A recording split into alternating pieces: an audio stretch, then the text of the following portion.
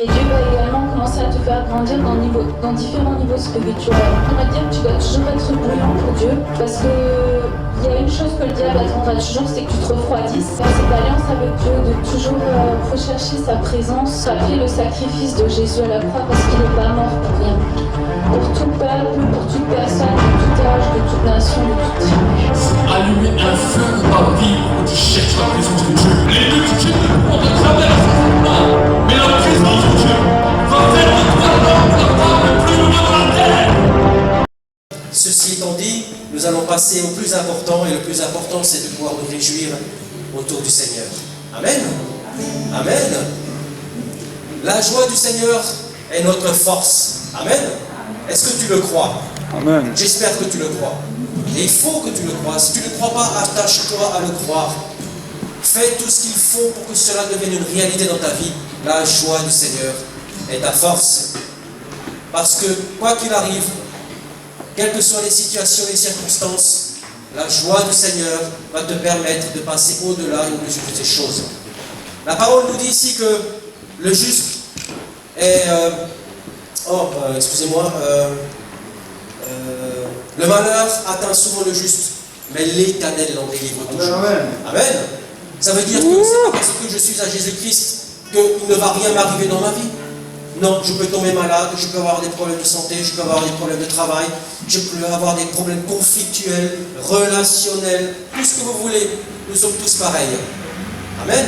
Mais l'Éternel m'en délivre toujours. Il m'offre la guérison, il m'offre la restauration, il pourvoit dans mon travail. Je le vois agir, je vois des choses extraordinaires se passer parce que je mets ma confiance en lui.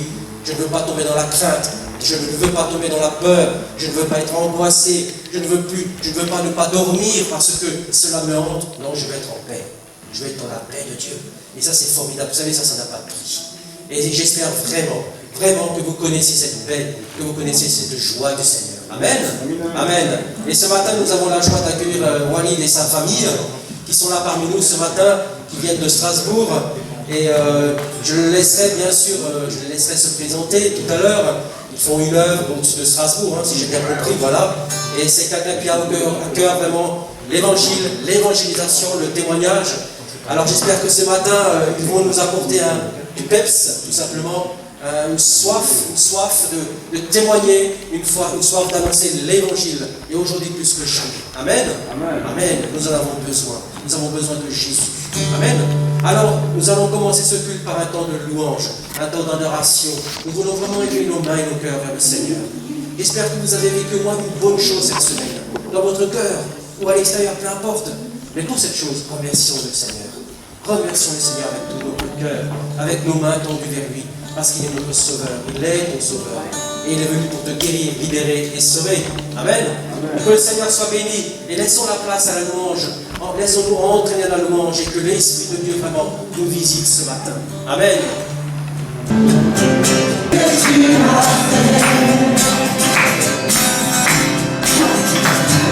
Je te chante ce que tu as fait. Vous avez entendu qu'on a chanté « Dieu nous connaît par notre nom ». Cela peut peut-être nous surprendre, mais Dieu nous connaît tout le monde. Parce que Dieu est le créateur de tout, de la terre et des hommes et des femmes. Et il y a un passage dans la Bible qui va nous encourager tous ce matin encore. C'est dans Jérémie 29, au verset 11 et 12, il est écrit « Car je connais les projets que j'ai formés sur vous. » Frères et sœurs, vous tous qui êtes là ce matin, Dieu a des projets pour chacun de nous. Il est éternel. Projet de paix et non de malheur. C'est important cela, non? Afin de vous donner un avenir et d'espérance. Vous m'invoquerez et vous partirez. Vous me prierez et je vous exaucerai. Sachez que lorsqu'on prie avec le cœur, Dieu exauce. Amen. Vous me chercherez et vous me trouverez si vous me cherchez de tout votre cœur. La seule condition, c'est de prier, de chercher et de croire de tout son cœur. Amen. Un cœur pour Dieu, un cœur qui n'est pas partagé, un cœur qui veut dire, oui, tu es là, j'ai besoin de toi, je te cherche, j'ai besoin de savoir Parmi nous, beaucoup sont là, nous avons tous vécu des histoires, plus ou moins, des situations plus ou moins délicates. Et quand on s'appuie sur lui, sachez que le seul qui peut vous donner la joie, le seul qui peut vous donner la force de revivre une autre vie, c'est le nom de Jésus-Christ. Amen. Et celui qui croira en Jésus-Christ sera sauvé.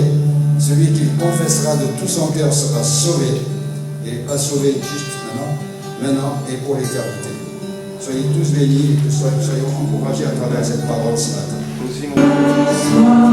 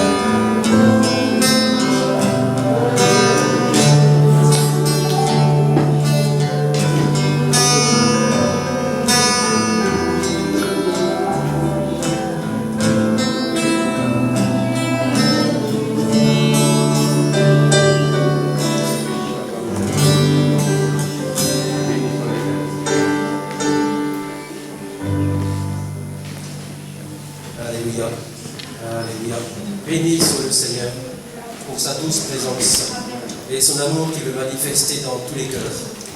Jésus est venu pour donner la vie. Et surtout, Jésus nous comprend. Il te comprend.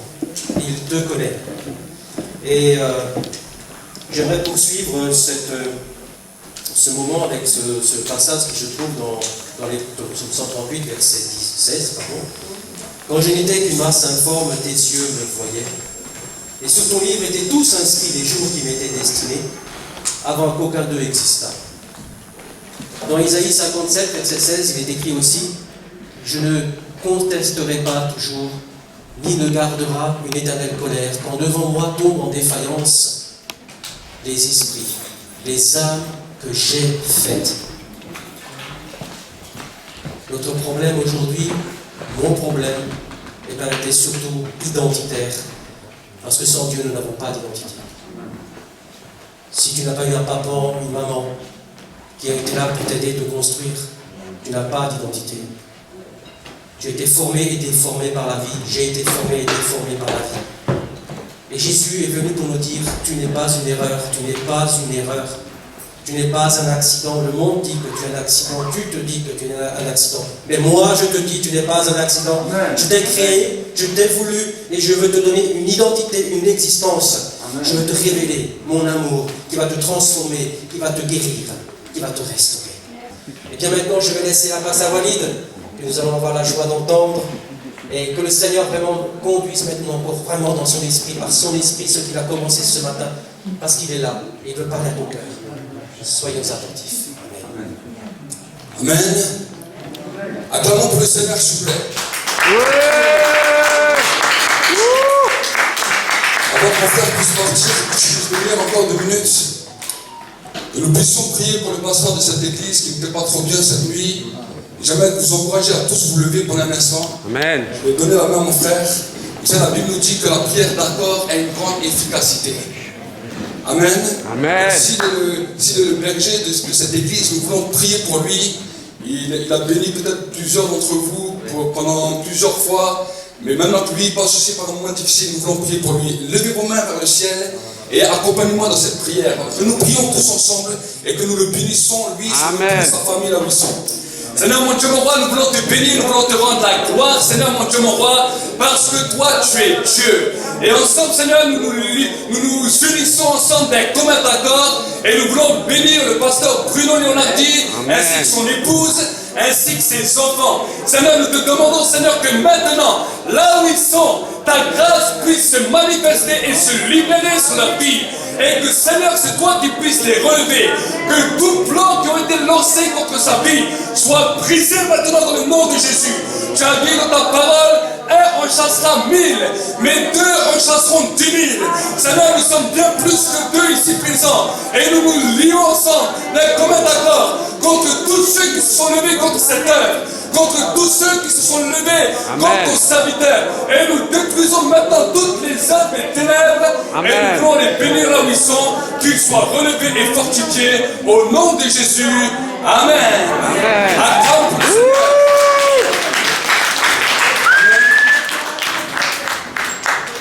Avant de pouvoir continuer, vous savez, si je commence à adapter mon témoignage, je vais passer tout le temps, mais c'est pour cela qu'on a fait une vidéo en 5 minutes, pour que vous puissiez entendre le témoignage en 5 petites minutes.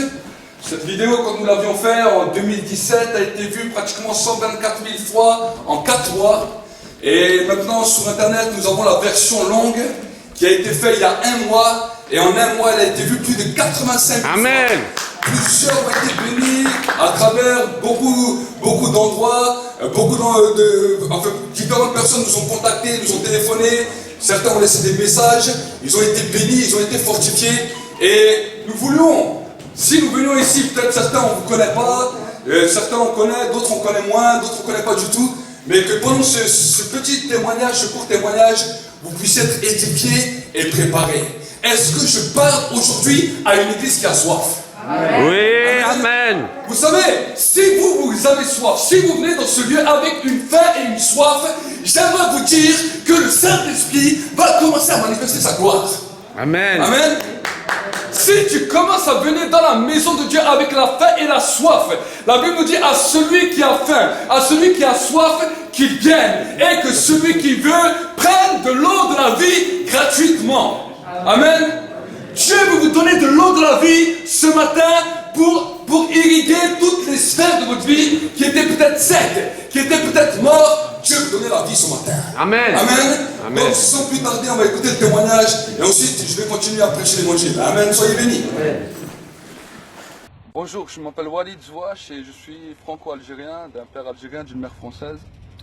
Et dans ma vie, à un moment donné, dans l'adolescence, je me suis beaucoup cherché. Et à un moment dans ma vie, j'ai cru que l'islam était la vérité. Et malgré ma requête, malgré ma recherche de Dieu, je courais comme ça, je marchais dans la vie et je cherchais toujours un but à ma vie. Et parce que des fois, tout ne venait pas me combler.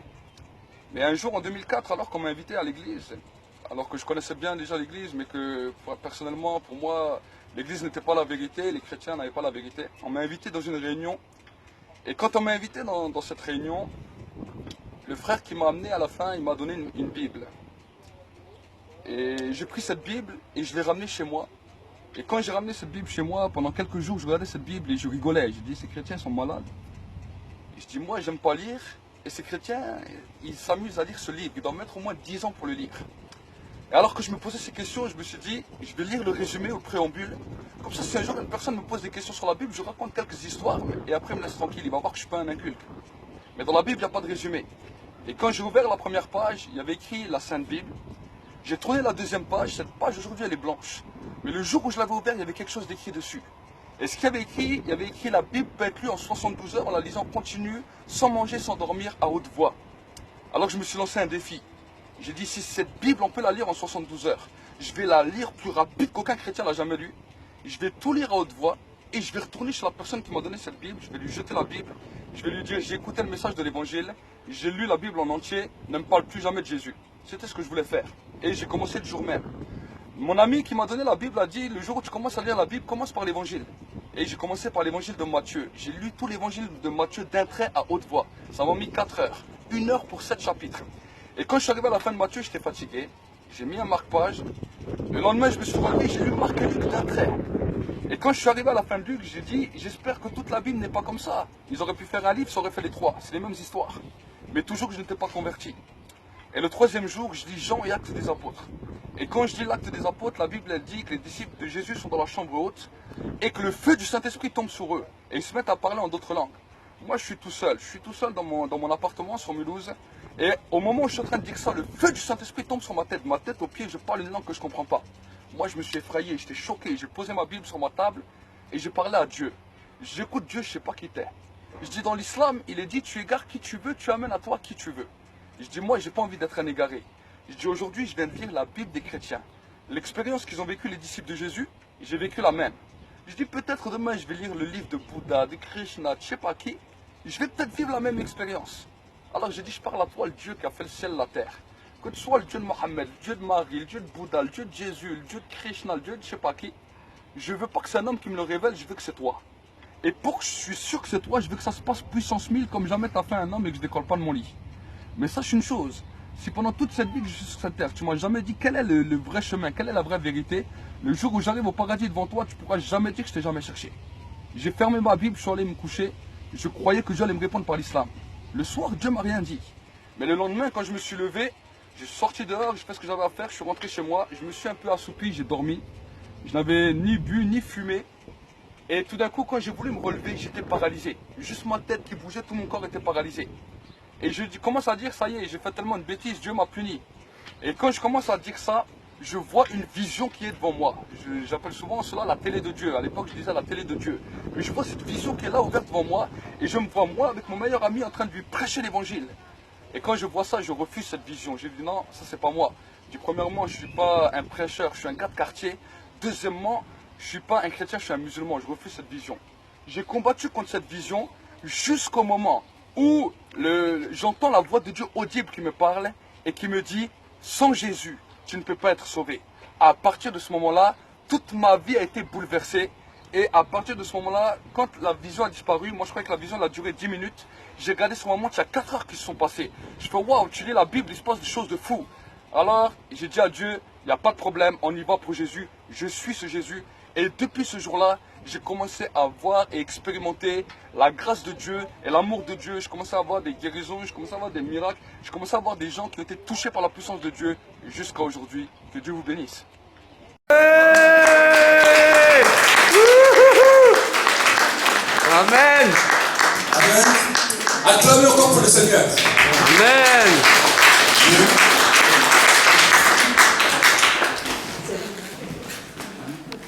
Est-ce que tu peux aller au piano, juste pour m'accompagner un petit peu? Il est allumé? Voilà, juste pour que tu peux jouer. Et qu'on puisse se lever ensemble, on va prier encore. Amen. Je crois que l'église est un endroit où nous venons pour prier. Amen. Avant toute chose, l'endroit, la maison de Dieu est un endroit où tu peux élever ta voix pour invoquer Dieu, où tu peux expérimenter le miraculeux de Dieu dans ta vie. Est un endroit où Dieu va se révéler puissamment à toi.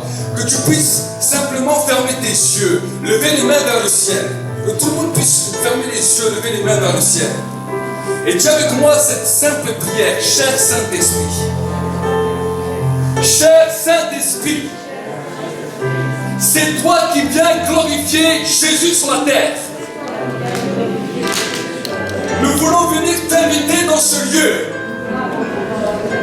Nous avons besoin ce matin de toi. Nous avons besoin que tu viennes nous toucher. Nous avons besoin que tu viennes nous restaurer. Nous avons besoin que tu viennes nous guérir. Notre pays est malade et a besoin de restauration. Pardonne, Seigneur, mes péchés. Et que ce matin, le sang de Jésus-Christ, qui a coulé à la croix de Golgotha, il y a plus de 2000 ans, commence à couler sur ma vie. Que la vie divine commence à couler sur moi. Que les puissances des ténèbres soient brisées ce matin. Que l'esprit de la maladie et de l'infirmité quitte ma vie. Quitte ma vie. Dors. Dors.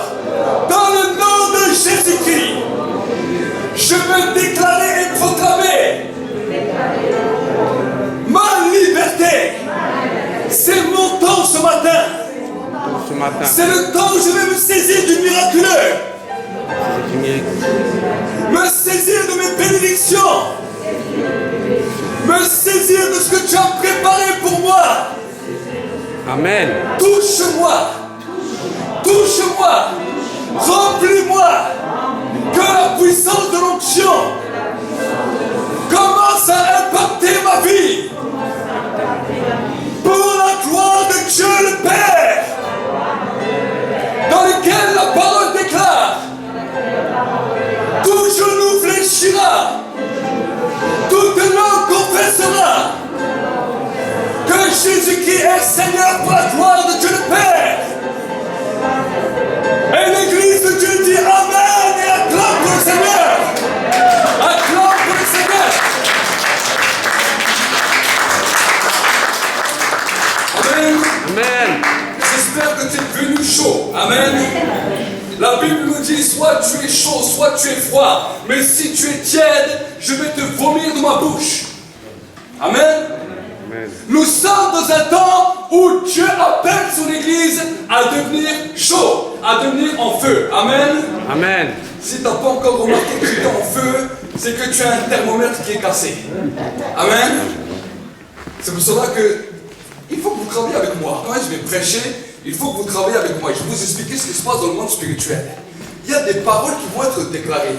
Il y a la parole de Dieu qui va être lancée. Et pendant que je suis en train de lancer cette parole, les anges de Dieu sont là. Le ministère des anges de Dieu sont là. Et cette parole, ils sont là avec des plateaux comme des serveurs dans un restaurant. Et celui qui veut que cette parole soit pour lui, qu'il se lève et qu'il dise Amen à sa place, et l'ange va venir chez toi. Il va t'apporter ce que je suis en train de préparer, et il va te le donner chez toi, parce que Amen veut dire qu'il en soit ainsi. Amen. Amen. Voilà pourquoi, des fois on peut être étonné, on dit mais pourquoi ils peuvent crier Amen? Pourquoi ils peuvent commencer à exploser? Pourquoi il y a des gens qui peuvent se saisir des choses? C'est parce qu'il y a une spirituelle que des fois nous ignorons. Amen. C'est pour cela que je vous explique ce qui se passe dans le monde spirituel. Pour que quand vous entendez une parole qui vous fait du bien, un temps où le Saint-Esprit vous visite, alors vous accomplissez cette parole et vous dites Amen. Ça veut dire qu'il en soit ainsi dans ma vie. Que cette parole soit libérée dans ma vie et que je sois totalement transformé. Amen. Voilà un petit peu. Ça c'est pour vous expliquer ce qui se passe dans le monde spirituel. Pour ne pas que quand vous sortez de ce lieu, vous soyez frustré et vous disiez ah mais pourtant je sentais qu'il y avait quelque chose qui était pour moi et vous ne l'avez pas pris. Amen. Donc j'aimerais vous encourager à ouvrir votre Bible. Je ne sais pas si le micro il passe bien. On m'a dit avant qu'on ne m'entendait pas bien derrière. Vous m'entendez bien derrière? Amen. Amen. Faites-moi ça si vous m'entendez bien. Ah, je vois plusieurs. Amen. Soyez bénis au nom de Jésus. Amen. Est-ce que vous êtes heureux que nous sommes ensemble ce matin? Amen. J'aimerais vous encourager à ouvrir votre Bible dans le livre de Matthieu. Matthieu chapitre 11 et au verset 12. Et nous allons voir ensemble ce que la Bible nous dit. Quand vous y êtes, dites-moi Amen. Amen, comme ça je peux commencer. J'aime bien vous attendre. Comme ça vous dites, voilà, si je lis quelque chose, et vous me dites, ah non, mais je ne l'ai pas lu, on n'aura pas d'excuse, tu l'auras lu aussi. Amen. Chapitre 11, Matthieu 11, au verset 12. La Bible nous dit, on peut commencer vers le verset 11, la Bible nous dit, je vous le dis en vérité, parmi ceux qui sont nés d'une femme, il n'y en a pas paru de plus grand que Jean-Baptiste. Cependant, le plus petit dans le royaume des cieux est plus grand que lui. Depuis le temps de Jean-Baptiste jusqu'à présent, le royaume des cieux est forcé et ce sont les violents qui s'en emparent. Amen. Est-ce que ce matin il y a des violents dans cette salle? Est-ce que ce matin il y a des hommes et des femmes qui sont prêts à bouger le ciel dans cette salle? Amen. Quand je lis ma Bible, je vois que 12 disciples, ensuite 120 disciples qui étaient dans la chambre haute ont réussi à bouleverser tout Jérusalem. Donc quand je vois toutes les personnes qui sont là dans cette salle, je me dis, si les 120 disciples de Jésus ont réussi à bouleverser tout Jérusalem il y a 2000 ans, nous pouvons refaire ces mêmes exploits aujourd'hui. Amen. Nous avons la capacité, nous avons le devoir de pouvoir bouleverser toute notre société. Nous avons le devoir et la capacité de bouleverser notre ville. Nous avons le devoir et la capacité de bouleverser la France. Amen. La France doit être bouleversée. Les politiciens ne savent plus quoi faire. Les politiciens ne savent plus quoi dire. Mais j'aimerais vous dire qu'il y a un message plus puissant que la politique. Il y a un message qui peut transformer tout notre pays, tout le renouveler, le transformer dans toutes les sphères de la société. C'est l'évangile. Amen. Amen. Jésus n'est pas mort pour rien. La Bible nous dit dans le livre de Chroniques, si mon peuple sur lequel est invoqué mon nom, s'il s'humilie, s'il prie et s'il revient de ses mauvaises voies, j'interviendrai en sa faveur et je guérirai son pays. Vous savez, quand nous voyons les nations qui souffrent actuellement autour de nous, on peut se poser la question. On peut se dire, mais pourquoi? Pourquoi la pollution? Pourquoi tant de problèmes? Pourquoi tant de maladies? Pourquoi toutes sortes de choses? Nous voyons la terre qui se révèle, qui se rebelle. Nous voyons des tremblements de terre. Nous voyons toutes sortes de catastrophes naturelles. Alors on peut se poser la question, mais que se passe-t-il dans le monde? Alors on nous a dit que c'est à cause de nos voitures. On nous a dit que c'est à cause de nos avions. On nous a dit que c'est à cause de nos bateaux. C'est rien à voir de tout cela. La Bible nous dit que la terre souffre. La terre souffre à cause du péché. Et à cause du péché, de la vie des hommes sur la terre, voici que la terre se rebelle. Voici que la terre s'auto-détruit. Parce que l'homme pêche et l'homme est loin de Dieu. Alors ce matin, on peut se poser la question, mais qu'est-ce que c'est réellement le péché? Parce que bien souvent, on a entendu le péché, le péché. On peut se dire, oui, mais peut-être moi je n'ai pas fait de péché, je n'ai tué personne, je n'ai arnaqué personne, je suis une personne honnête, je vais travailler, je dis bonjour à mes voisins, je suis totalement honnête. La Bible nous dit que le plus grand des péchés, c'est de ne pas croire en Dieu et de ne pas lui faire confiance. Ouais. La Bible nous dit que quand le Saint-Esprit viendra, il convaincra les hommes de péché. Pourquoi de péché? Parce qu'ils ne croient pas en Dieu. Et je crois que notre nation a réellement ce problème. Quand on entend à travers la télévision, quand on entend à travers la radio, on nous parle du athéisme comme si c'était une fierté, comme si c'était un costard que nous portons et que nous disons « Oh, notre pays est athée, notre pays n'a pas besoin de Dieu. » Mais mes amis, même si peut-être toi-même là qui es là assis sur ta chaise, tu te dis « Moi, je n'ai pas besoin de Dieu. Moi, je suis athée. » J'aimerais te dire que ton athéisme ne peut pas t'aider quand tu as des problèmes. Ton athéisme ne peut rien changer quand tu es face à la maladie, quand tu es face aux problèmes, quand tu es face aux difficultés. Voilà pourquoi les hommes doivent se repentir. Parce qu'ils n'ont pas cru en Dieu. Ils ont dit Dieu, je n'en ai pas besoin. Dieu, je le bannis de ma vie. Je vis comme si Dieu n'existait pas. Alors j'aimerais vous encourager à vous qui êtes ici. Dieu existe et Dieu appelle les hommes et les femmes à se convertir et à se tourner à lui. Amen. Amen. Amen. Amen. Dieu t'appelle, mon ami. Toi qui ne connais pas encore Dieu, à te tourner vers Dieu, à te repentir et à dire Seigneur, j'ai voulu vivre ma vie loin de toi, mais aujourd'hui je te demande pardon, je viens m'humilier devant toi et je veux commencer à marcher avec toi, je veux commencer à dépendre de toi et à savoir que j'ai besoin de toi chaque jour de ma vie. Combien de jeunes hommes, de jeunes filles étaient fiers, étaient très fiers, mais un jour ils ont oublié qu'ils allaient vieillir. Et quand ils sont vieux, quand ils n'ont plus de force, quand plus personne ne peut les aider, qui va les aider si vous avez rejeté Dieu toute votre vie? Aujourd'hui, j'aimerais vous alerter, mes frères et sœurs, mes très chers amis. Le temps est court, personne ne sait quand il va quitter cette terre. Et souvent, on peut se poser la question, on peut se dire, oui, mais sur terre, c'est un véritable enfer que nous vivons, oui. Mais si tu as vécu sur terre, sans Dieu, le vrai enfer commencera demain. Ça c'est simplement un petit temps de passage sur la terre, c'est pas l'enfer. La Bible nous dit que l'enfer c'est un endroit de pleurs et un endroit de grincement de dents, un endroit de regret éternel où les hommes hurleront à la mort et ils diront pourquoi avons-nous vécu notre vie sans chercher l'aide de Dieu, sans nous appuyer sur Dieu. Maintenant nous sommes loin de lui et il y a une voix de jugement qui est en train de crier à leurs oreilles. Trop tard, trop tard, trop tard. Ouais. Que personne parmi nous, mes très chers amis ce matin, ne pense être venu trop tard. Aujourd'hui, il y a encore un espoir.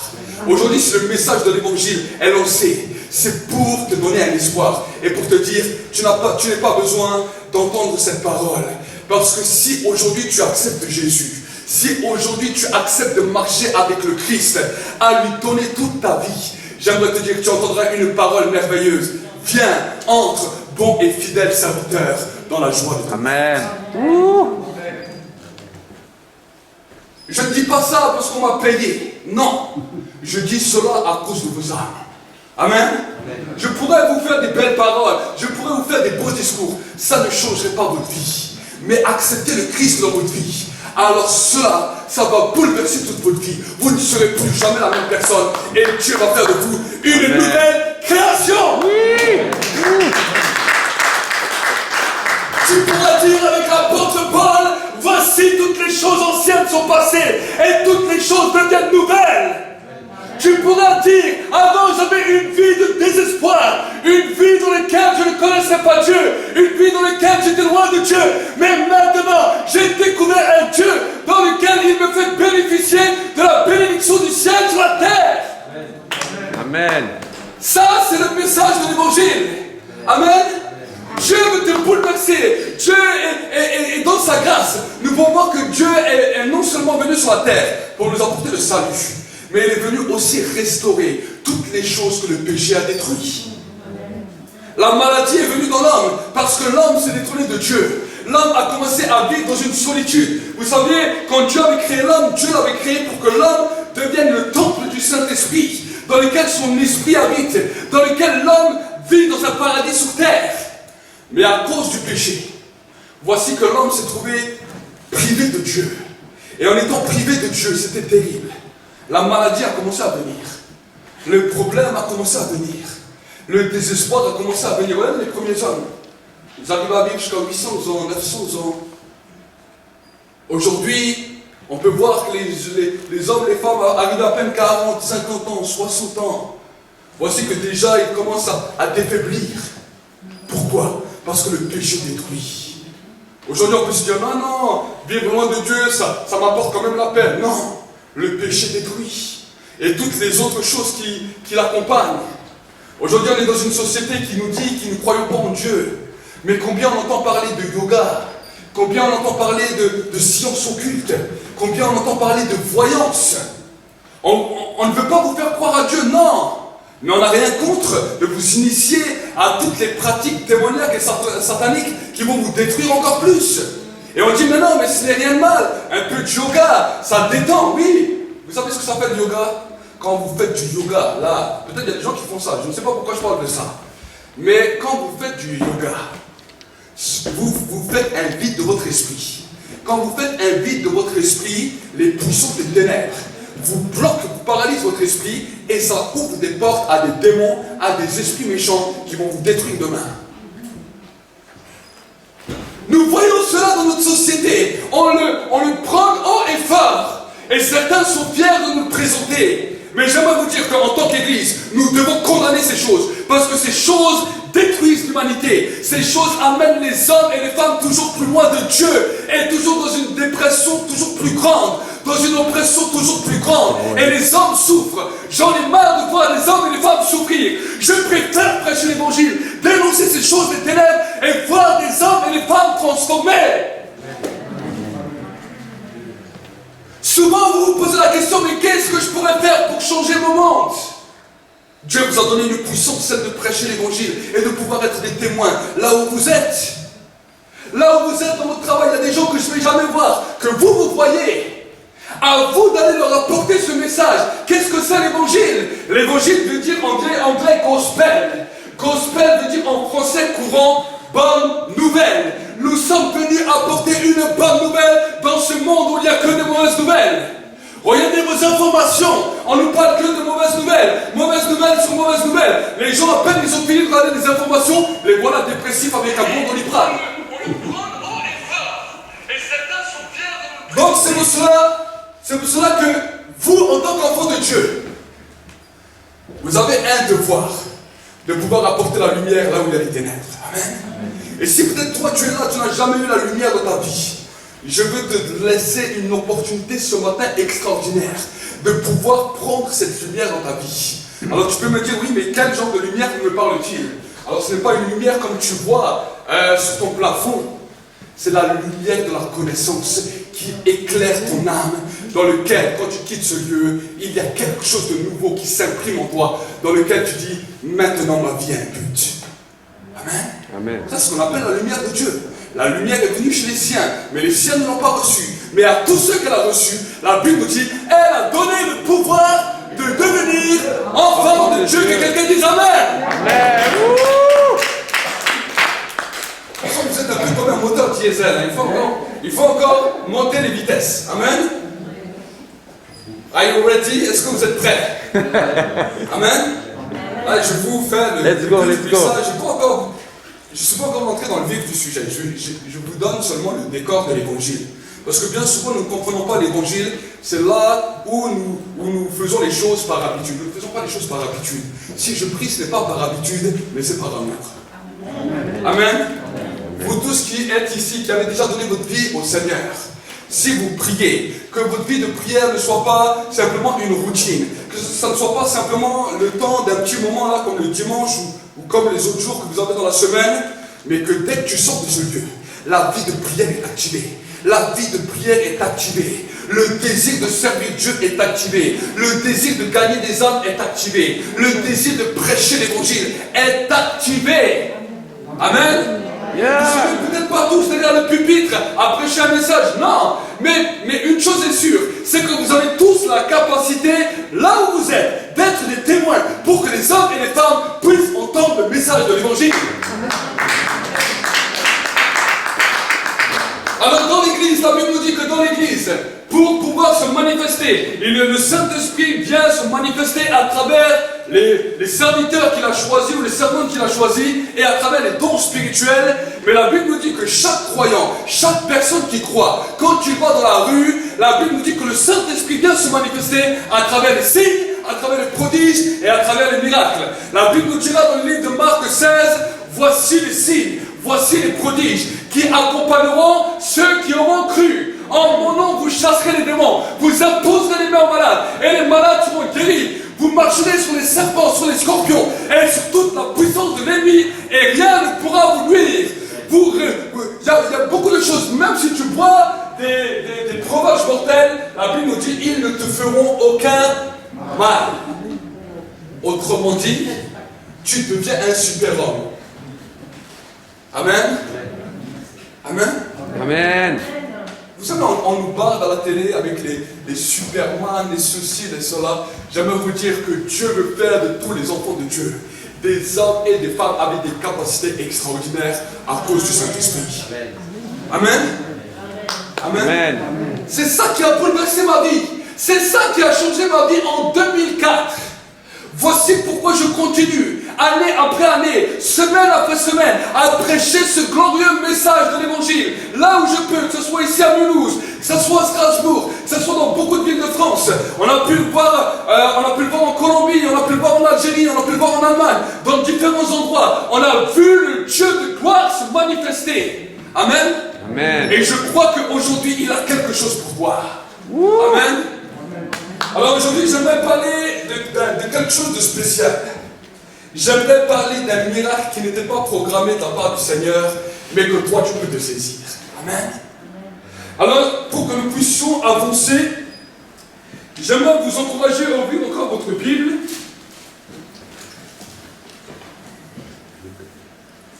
Dans le livre de Matthieu. Matthieu 9 au chapitre 20. Matthieu chapitre 9 et au verset 20, excusez-moi. Matthieu chapitre 9 et au verset 20. Nous allons voir ensemble ce que la Bible nous dit. Je suis content d'être avec vous. Amen. Je vois vos cheveux commencent à s'évisser un peu. Je me dis, c'est bon, maintenant ça commence à entrer. Les paraboles commencent à se dresser. Amen. Est-ce que vous êtes prêts? Yes? Amen. La Bible nous dit, et voici, une femme atteinte d'une perte de sang depuis 12 ans s'approcha par derrière et toucha le bord de son vêtement. Car elle se disait en elle-même, si je puis seulement toucher son vêtement, je serai guéri. Puis Jésus se retourna et dit en la voyant, prends courage ma fille, ta foi t'a guéri. Et cette femme fut guérie à l'heure même. Amen. Amen. Amen. Donc ce verset nous dit ça. Mais dans un autre verset de l'Évangile, soit Marc ou Luc, on nous donne le détail de cette histoire. Et la Bible nous dit qu'à un moment donné, Jésus était pressé par la foule. Il y avait la foule de partout. Jésus prêchait et la foule était là de partout. Et la foule essayait de parler avec Jésus pour essayer de répondre à quelques questions. Et là, il y avait une femme qui était là. Cette femme avait un problème terrible. Cette femme était atteinte d'une perte de sang depuis 12 ans. Depuis 12 ans. Alors peut-être mes frères, je sais que peut-être nous, ça ne veut rien dire, mais pour vous, mes sœurs, vous savez très bien quel poids ça impose et quel problème ça amène dans la vie d'une femme. Et voici que cette femme est là pendant 12 ans. Pas seulement pendant un temps bien défini, pendant un mois, mais pendant 12 ans, continuellement, jour après jour. Elle avait les pertes de sang. Et aucun docteur ne pouvait rien faire pour elle. Aucun docteur. Cette femme était désemparée. Cette femme était dans le désespoir le plus total. Cette femme elle disait, mais comment vais-je faire ma vie? Comment puis-je même me marier? Comment est-ce que je peux travailler dans cette société où à l'époque, ce n'était peut-être pas comme aujourd'hui. À l'époque, c'était un temps où la femme devait rester isolée pendant ce temps-là. Et elle devait vivre dans un temps d'isolement constant. Peut-être qu'avant, on ne connaissait pas ce que c'était l'isolement, mais pendant ces temps-ci, pendant les temps de confinement, nous avons connu c'est quoi l'isolement.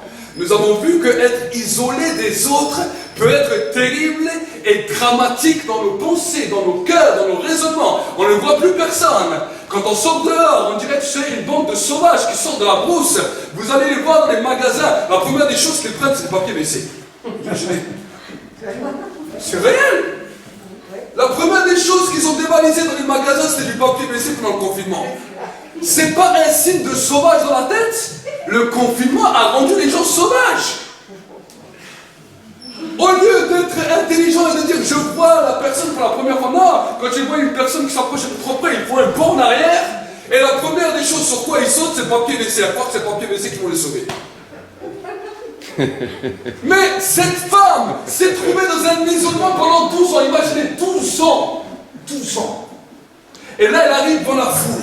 Elle voit une foule, elle voit Jésus. On lui a dit, Jésus peut faire des miracles. On lui a dit, Jésus peut changer ta vie. Ok, mais moi, ça fait 12 ans que je vis l'isolement. Ça fait 12 ans que je suis seul. Ça fait 12 ans que ma famille m'a rejeté. Ça fait 12 ans que je suis là tout seul. Est-ce que ce Jésus a la capacité? Et quand elle est arrivée finalement à voir Jésus, elle s'est dit, mais alors là, c'est encore plus improbable. Avec tous ces gens, comment je vais parler à ce Jésus? Elle aurait bien voulu aller voir Jésus, lui parler mot à mot. Il dit, tu vois, j'ai un petit problème, vas-y, prie pour moi. Mais il y avait une foule autour de Jésus. Elle a dit, c'est impossible d'approcher ce Jésus. Jésus, il y a trop de gens autour de lui. Mais dis avec moi, mais tout d'un coup. Mais tout d'un coup. Alors qu'elle était là, le Saint-Esprit lui parle. Elle lui dit, mais tu vois son vêtement, tu vois son manteau qu'il a. Touche seulement ça et tu seras guéri. Et la Bible nous dit alors que cette femme a commencé à penser à cela. Et tout d'un coup, cette pensée est devenue forte. Elle est devenue forte. Elle a dit, si seulement je vais toucher son manteau. Les gens sont autour de Jésus, mais c'est pas grave. Elle a commencé à se débattre. Elle est allée, elle a commencé à ramper jusqu'à toucher le bord du manteau de Jésus. Et quand elle l'a touché, elle a dit, je reçois mon miracle. Et curieusement, quand elle l'a touché, la perte de sang s'est arrêtée. La Bible nous dit que la foule était tout autour de Jésus et que Jésus ne savait pas ce qui se passait. Jésus s'est tourné à droite, il s'est tourné à gauche, il a vu tous les foules, il a arrêté tout le monde. Et ses disciples qui est là, il a dit, qui m'a touché? Qui m'a touché? Quelque chose vient de se passer maintenant qui n'était pas prévu dans le programme de ma journée. Un miracle puissant vient de s'opérer. Qui m'a touché à cet instant? Les disciples se retournent et disent, le maître, pourquoi tu nous demandes qui t'a touché? Tout le monde te touche. Il dit, non, j'ai senti une force qui est sortie de moi. Il y a quelqu'un qui a compris le mystère du miracle. Il y a quelqu'un qui a compris comment recevoir sa guérison. Alors que toute la foule voulait parler avec moi. Cette personne ne m'a pas parlé avec moi. Mais cette personne est venue se saisir d'un miracle qui n'était pas programmé. Et tout d'un coup, la femme elle commence à trembler. Tout le monde s'est têtu. Plus personne n'osait parler. Cette femme commence à trembler. Et elle dit, Seigneur, c'est moi. Le Seigneur te dit, va, ta foi t'a sauvé. Ta foi t'a guéri. Amen. Amen. Pourquoi je vous dis ça? Il y a des temps où il y a des miracles qui sont programmés. On peut être là dans la louange, on peut être là dans l'adoration. Il y a une parole de connaissance, une parole de prophétie. La personne n'attendait rien. Elle est venue peut-être malade, elle est venue avec un problème. Il y a une parole qui dit, voilà, tu es là, tu as tel problème, tu as tel problème, tu as telle difficulté. Bam, ça c'est un miracle programmé. Mais curieusement, nous voyons dans la Bible que beaucoup de miracles n'étaient pas toujours programmés.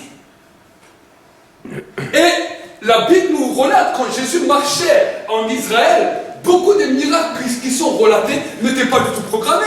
Ni la fille de Jairus, ni le serviteur de l'officier romain. Tous ces gens-là, le miracle n'était pas programmé. C'était un miracle qui est venu être sur le chemin de Jésus à cause des hommes et des femmes de foi. Amen. J'aimerais te dire que peut-être tu es venu dans ce lieu, tu te dis, ah, mais peut-être mon problème va continuer. Peut-être mon problème va continuer, je ne sais pas, je suis venu dans ce lieu, c'était peut-être ma dernière chance. Ne pense pas comme ça. La Bible nous dit, le royaume des cieux est soumis à la violence. Ce sont les violents qui vont s'en emparer. Si aujourd'hui, maintenant, tu entends cette parole et que cette parole touche ton cœur, Simplement attrape cette parole. Attrape-la dans ta vie. Et alors tu verras que cette parole ne reviendra pas à Dieu avant d'avoir accompli et fait dans ta vie et exécuté tous ses desseins. Attrape la parole. La Bible nous dit, il envoie sa parole. Vous avez déjà vu un match de basketball? Avant qu'il y a le but, il y a tous les supporters qui sont là. Le basketteur est là, il a la balle. Et à un moment donné, il y a celui qui va marquer le point qui est là, qui attend. Tout le monde est là. Et là, à un moment donné, il envoie la parole. Et il envoie la balle. Et la balle entre dans le basket, dans le panier. Et là, le but vient et tout le monde crie. La Bible nous dit, il envoie sa parole et il est guéri. Amen. Il envoie la parole. Pendant que je suis en train de prêcher, je vous envoie la parole. Alors peut-être qu'il y en a certains qui envoient Amen. Il y en a qui reçoit. Amen. Ça, c'est comme ça qu'il faut prendre. C'est peut-être toi-même aussi qui reçois la parole. Amen. Plusieurs commencent à recevoir les paroles. Amen. Nous sommes nos attentes. C'est ça, j'aime. Ça, je commence à aimer. Reçois la parole de Dieu. Amen.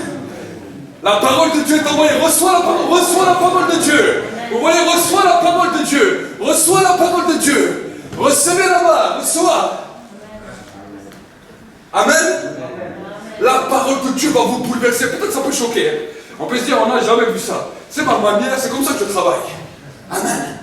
Une parole peut changer ta vie. La Bible nous dit, dis un seul mot et tout changera dans ma vie. Alors, vous savez qu'un jour, un prédicateur, il était en train de prêcher. Il y avait une foule comme ici. Et le prédicateur dit une parole de foi.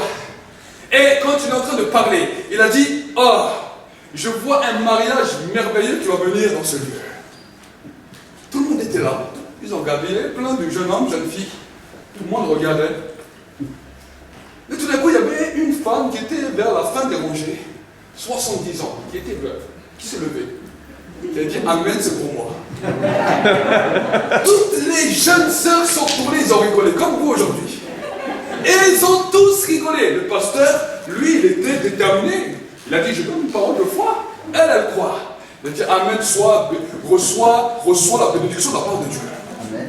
Toutes les jeunes sœurs, ils ont rigolé. Ils ont dit, ah non, ça c'est une blague. Mais quelques mois plus tard, voici que cette vieille mamie de 70 ans rencontre un beau jeune homme de 64 ans.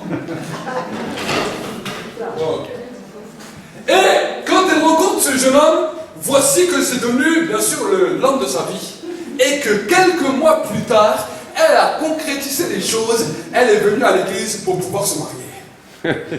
Voici le jour de la cérémonie, cette mamie vient avec son beau jeune homme. Elle marche fière. Toutes les jeunes filles, tous les jeunes hommes tirent la tête jusqu'à par terre. Et quand le mariage est fini, les jeunes filles, les jeunes hommes disent, ils vont voir le pasteur, ils ont dit, pasteur, c'est pas normal. C'est pas juste. Elle avait déjà fait sa vie. Voici maintenant, elle reçoit un beau mariage, encore une deuxième fois. Nous, on n'a jamais été mariés, même pas une fois. Et elle reçoit toutes les belles choses, tous les beaux cadeaux de la part de Dieu. Voici le pasteur Zagali dit, ah bon? Il dit, mais quand j'ai donné la parole de foi, vous êtes resté assis sur votre chaise, vous n'y avez pas cru. Mais cette mamie qui est là au fond, elle avait la foi. Et voici qu'elle a reçu son mariage. Amen. Amen, amen. Pourquoi je vous dis cette histoire? Cette histoire devrait vous exploser en vous. Et vous dire, non, si cette mamie de 70 ans, si cette femme qui avait une perte de sang depuis plus de 12 ans a reçu son miracle, pourquoi moi, je dois rester à côté, je dois simplement venir tout le temps à l'église sans jamais rien recevoir? Aujourd'hui est le jour de ton miracle. Aujourd'hui, tu peux changer les choses. Aujourd'hui, tu peux te saisir du miraculeux et que quelqu'un dise Amen. Amen. Reçois encore. Recevez encore. Amen. Amen. Amen. Amen. Les actes prophétiques que nous faisons à la maison de Dieu sont quelque chose de terrible parce que Dieu honore ça. Amen. Amen. Amen. Dieu honore ça. Acclame le Seigneur, oui.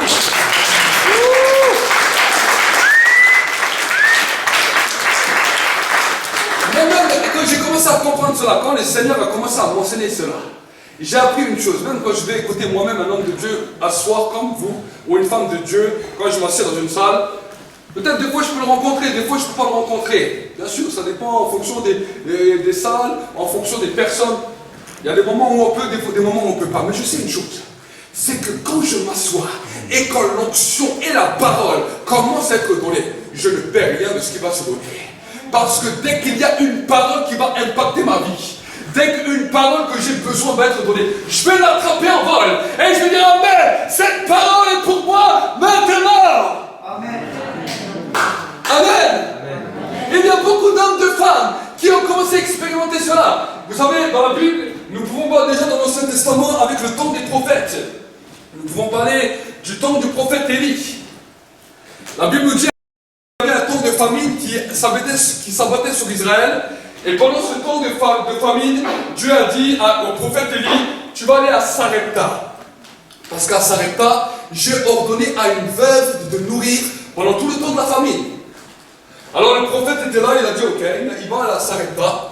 Et voici, ça c'est un miracle programmé. Il arrive devant cette femme veuve avec son fils. Et il dit à cette femme, voici, va dans ta maison, va dans ta cuisine, prépare-moi un bout de gâteau pour que je puisse manger. Et après toi tu pourras manger. La femme lui dit, non, non, prophète, ça ne va pas.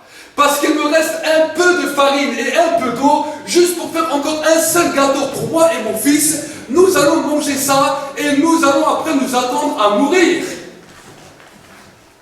Des fois, peut-être tu peux te retrouver dans cette situation où peut-être qu'il te reste, où tu arrives peut-être à une limite. Tu viens à la maison de Dieu et tu te dis, bon, je viens comme ça, je vais finir mon dernier repas, ma dernière prédication, je vais entendre peut-être mon dernier message et après je vais attendre à mourir.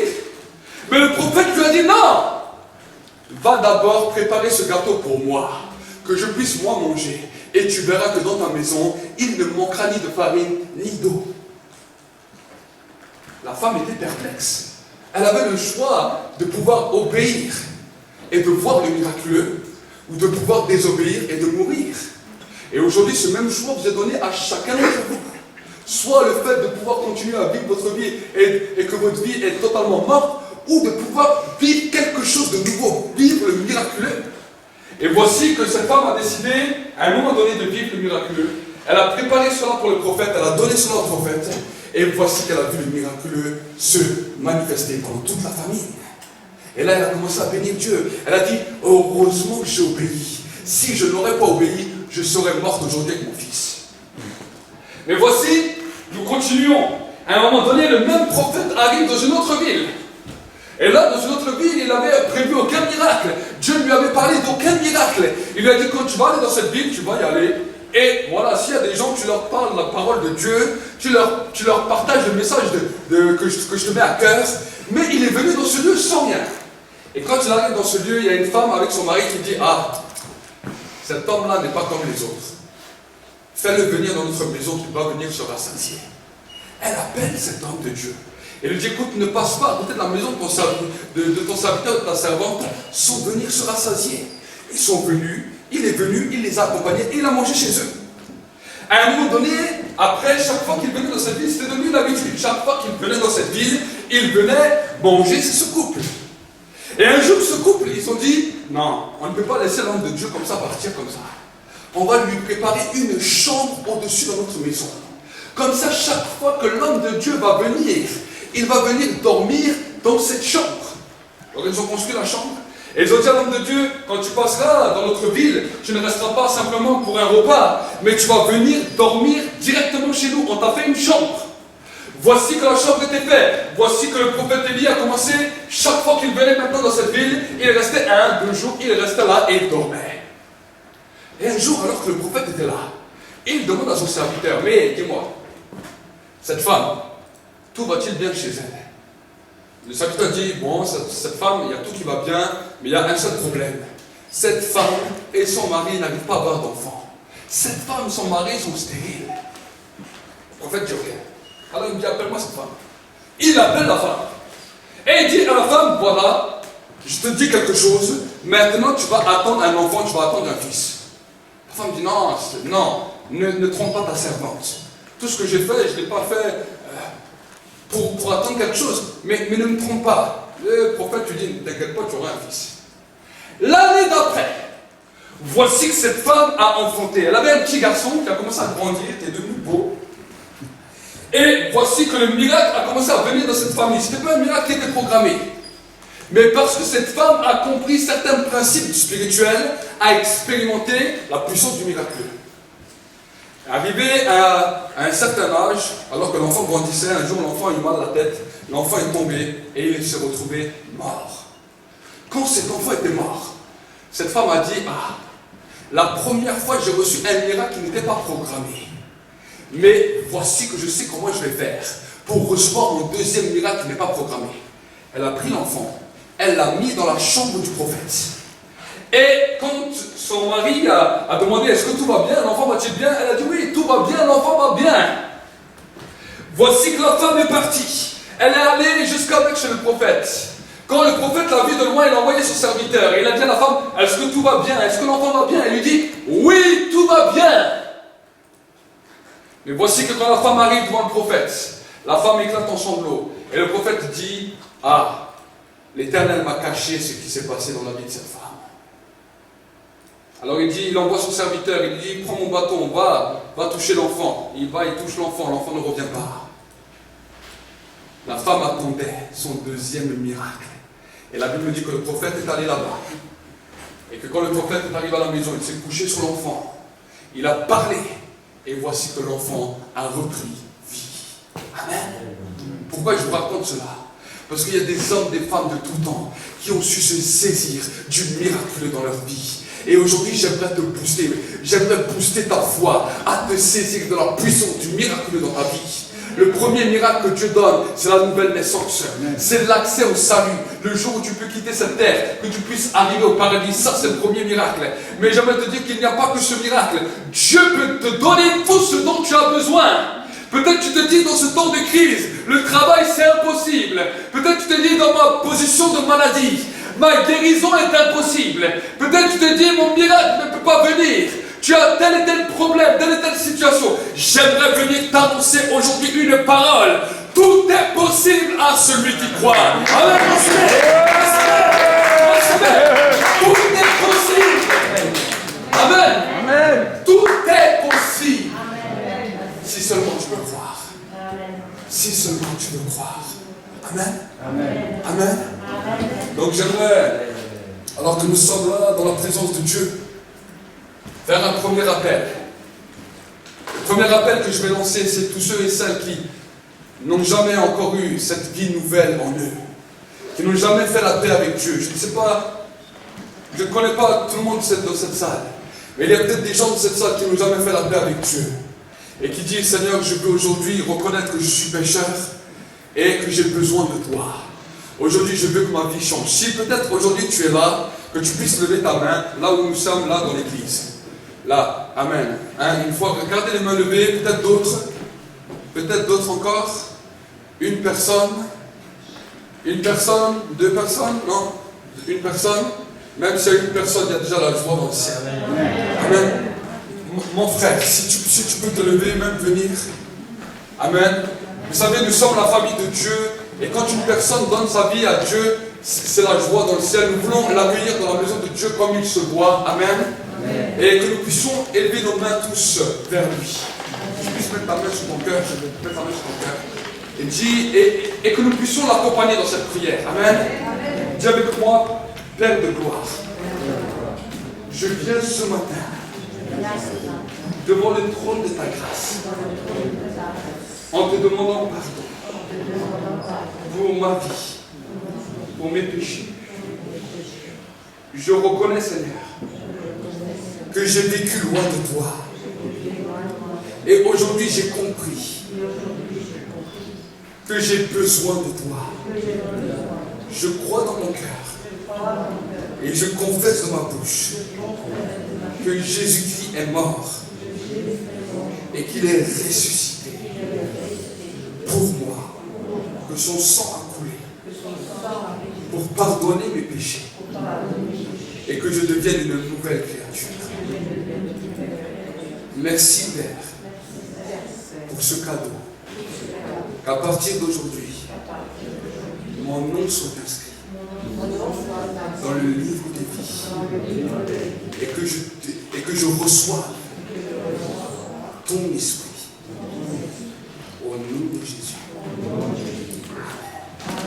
Amen. On va prier pour notre frère. Si on peut se lever, on va prier pour lui. On va prier pour notre frère.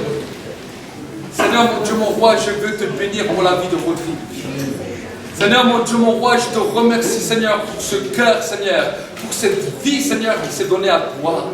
Seigneur, toi, tu le connais mieux que nous-mêmes, Seigneur, et nous voulons l'accueillir, Seigneur, dans ta maison, Seigneur, en tant que notre frère. Seigneur, nous voulons l'accueillir ce matin, les bras ouverts, comme les anges l'accueillent dans le ciel, les bras ouverts. Nous voulons l'accueillir ce matin et lui souhaiter la bienvenue. Seigneur, que ton esprit puisse le remplir. Que Seigneur, à partir d'aujourd'hui, sa vie puisse être changée. Et que tout ce que l'ennemi a voulu conspirer contre lui, que cela soit détruit maintenant. Et que Seigneur, mon Dieu, mon roi, tu le restaures. Tu le guéris, tu guéris son cœur, tu restaures son âme.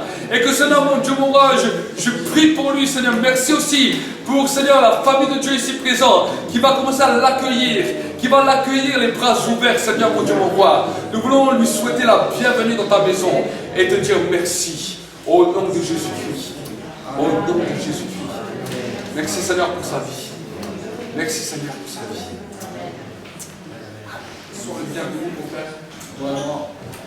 Que Dieu vous bénisse, que Dieu te bénisse. Et que vraiment, je crois vraiment que la vie de divine est en train de rentrer en toi, vraiment, c'est mon frère. Vraiment, ensuite, vraiment, allez le féliciter. Je n'ai pas fini. Je n'ai pas fini. Tu peux t'asseoir. Amen. Je n'ai pas fini. Nous sommes encore dans les dons de la grâce de Dieu. Amen. Vous savez, pour moi, une âme, c'est important. Une âme, c'est peut-être en train de responsable pour pouvoir le voir, pour faire aussi, parler, un suivi. Amen, c'est important. Mais maintenant, je vais continuer à parler. Amen. Je vais continuer à parler. Il y a peut-être d'autres personnes qui sont là. Vous êtes enfants de Dieu. Vous avez accepté le Seigneur. Vous avez commencé à marcher avec Dieu. Mais à un moment donné dans la vie, à un moment donné, si on peut juste avoir le silence là, à un moment donné dans la vie, voici que le diable vous a comme envoûté. Et alors que cette vie avait commencé à bouillir en vous, qu'il y avait une joie qui a commencé, tout d'un coup vous êtes devenu tiède. Tout d'un coup vous avez commencé à relâcher.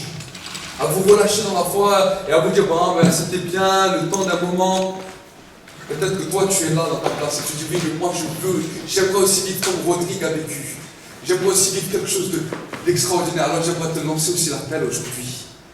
Et si cet appel va être lancé pour toi aujourd'hui, c'est pas pour que simplement dimanche après dimanche tu réponds dans le mois à notre appel. Non. C'est pour commencer à devenir bouillant. Amen. La moisson est grande, mais il y a peu d'ouvriers. La ville de Mulhouse est grande. Alors vous allez peut-être me dire, oui, mais il y a beaucoup d'églises à Mulhouse. Bien sûr, il y a beaucoup d'églises. Mais comparé au nombre de perdus qui se trouvent dans cette ville, il n'y a pas assez d'églises. Comparé au nombre de perdus qui se trouvent dans cette ville, je crois qu'à chaque coin de rue, nous pouvons avoir tout un quartier avec une église. Amen. Amen. Amen. Et je crois encore qu'il y a tellement de chaises vides ici. Donc s'il y a encore tellement de chaises vides, Dieu t'appelle pour la moisson. Dieu t'appelle pour te lever. Amen. C'est peut-être toi, tu te trouves dans cette situation et tu te dis, à partir d'aujourd'hui, je veux être un chrétien bouillant. Je veux que le Saint-Esprit commence à m'utiliser de manière puissante. Je veux voir que son onction soit réarmée dans ma vie. J'en ai assez de dormir sur ma chaise. J'en ai assez d'être qu'un chrétien du dimanche. Alors si c'est ton cas, ce matin, viens devant. Viens devant. Viens devant. Et quand tu viens devant, tu viens en prière. Une personne. Peut-être d'autres. Ne regarde ni à droite ni à gauche. Aujourd'hui, c'est un appel que le Saint-Esprit te lance. C'est pas parce que tu as 20 ans, 30 ans de foi, 40 ans, ça ne joue pas. Si aujourd'hui tu veux renouveler ton engagement, venez, il y en a déjà qui approchent, il y en a encore d'autres qui approchent. Venez, venez, il y a un temps où Dieu va commencer à oindre. Un temps où Dieu va commencer à oindre. Peut-être Joshua, tu peux aller au piano s'il te plaît. Il y a un temps, venez et commencez à prier. Commencez à prier, fermez les yeux quand vous venez devant. Il y en a encore qui s'approchent. Fermez les yeux, fermez les yeux. Il y a un temps maintenant. Un temps où Dieu met à part. Un temps où Dieu met à part. Un temps où Dieu met à part. Venez avancer, avancez. Il y a encore de la place. Avancez, il y a encore de la place. Avancez. Avancez, il y a encore de la place. Il y en a encore d'autres dans la salle. N'hésitez pas, c'est l'appel de Dieu. C'est l'appel de Dieu. C'est l'appel de Dieu. L'appel de Dieu, l'appel du mis à part. Y a-t-il encore d'autres personnes? Je laisse encore un temps pour si d'autres encore. Personne ne sera là pour vous juger. Vous savez, des fois, certains disent, oui, mais si moi je m'approche, qu'est-ce qu'ils vont dire de moi? Ils vont dire, oui, mais j'étais pas tellement prudent. T'occupes ce que les gens pensent. L'essentiel, c'est ce que le ciel pense de toi. L'essentiel, c'est ce que le ciel pense de toi. Venez-moi, il y a encore de la place. Il y a encore de la place. Il y a encore de la place. La paix de Dieu est là. L'onction de Dieu est là. La présence de Dieu est là. Le feu de Dieu est là. Donc, dans ce moment, mais si tu veux te mettre à genoux, mets-toi à genoux. Mets-toi à genoux, fléchis le genou pour Dieu. Je fléchis le genou avec vous. Ce matin, je fléchis le genou avec vous. Parce que c'est une terre de réveil. Je vais déclarer que cette terre d'Alta, c'est une terre de réveil. Hugo, c'est une terre de réveil. Cette église est une terre de réveil dans laquelle le Saint-Esprit va commencer à bouleverser les choses.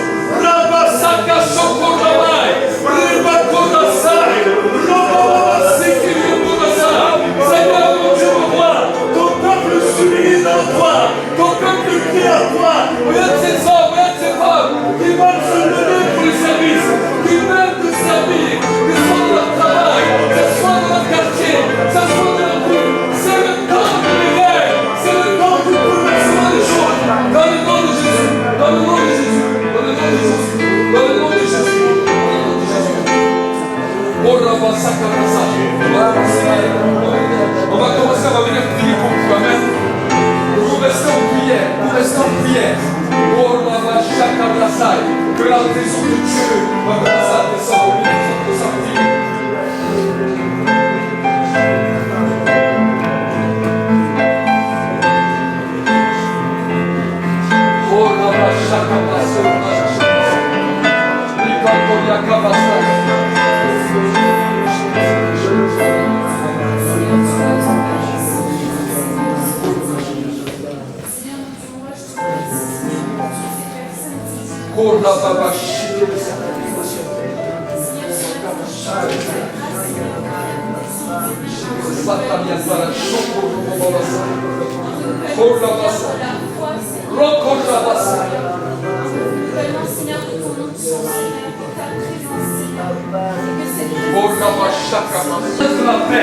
Et c'est lui qui vous met à part.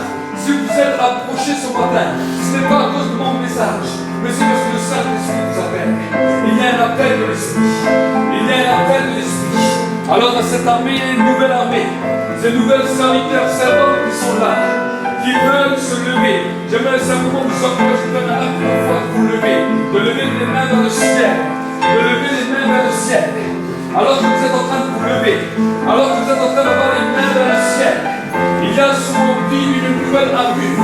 Un nouveau manteau qui commence à venir sur vous. Un nouveau manteau. Le manteau de la royauté. Le manteau de la royauté. Alors que Joshua va continuer à jouer un peu plus fort le piano, on va commencer à venir prier sur vous. Ceux qui sont dans la salle et qui vous marchez déjà avec Dieu, vous êtes déjà bouillants pour Dieu, levez les mains simplement. Levez les mains simplement. Levez-vous aussi à votre place. Levez-vous à votre place. Et maintenant, étendez les mains. Étendez les mains. Il y a un temps de mise à part.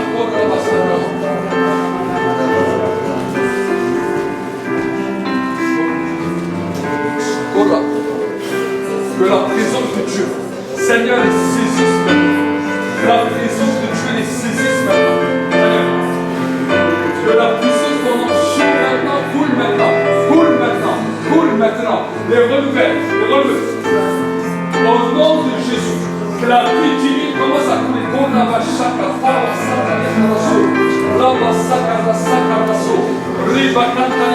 C'est comme ça, on rencontre les musiciens.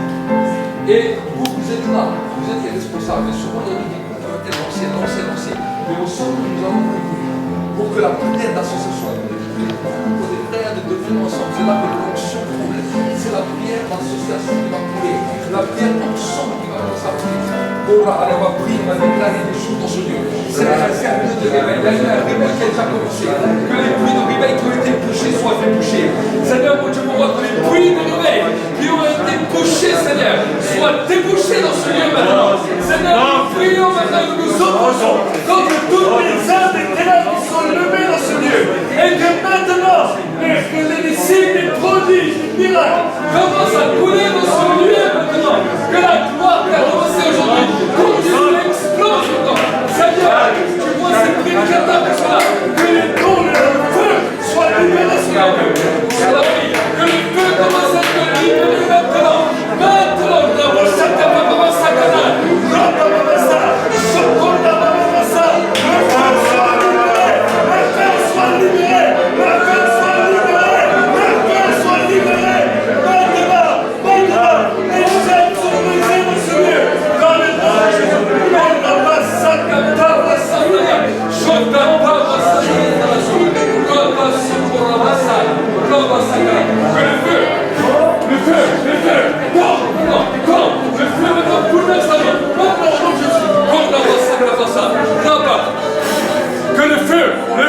saisisse vos vies maintenant, que vous ayez des serviteurs de feu, des serviteurs de feu, des serviteurs de ouais, écoutez, avec les signes, les prodiges, les miracles, je déclare maintenant que vos vies ne sont plus les mêmes. Le feu, au nom de Jésus, rabassa, rabassa. Que le feu, le feu, le feu, le feu, chakapawasa, le feu, rabassa, kapawasa.